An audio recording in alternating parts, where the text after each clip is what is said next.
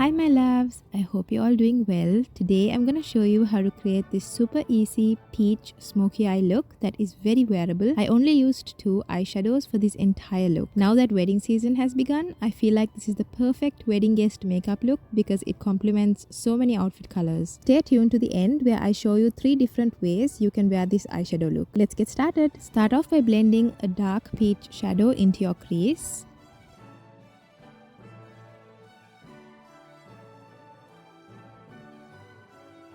Next, you want to apply the same eyeshadow all over your eyelids and blend the edges out in the crease.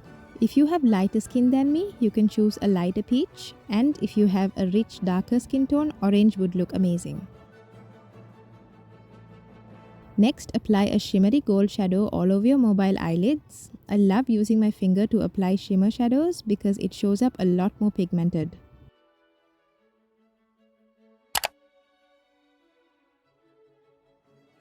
Next, pick up the same peach eyeshadow on a small blending brush and blend this all along your lower lash line.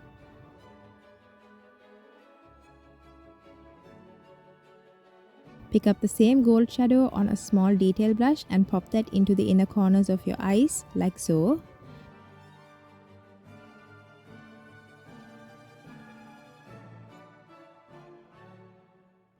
And I'm also using the same shadow to highlight my brow bone. When highlighting your brow bone, guys, you want to make sure you don't drag the highlight too low all the way to the tail of your brow. It's going to drag your eye down. So instead, place the highlight on the highest point of your brow bone and tap to blend it out and soften it. This way, you'll be able to create a more lifted appearance.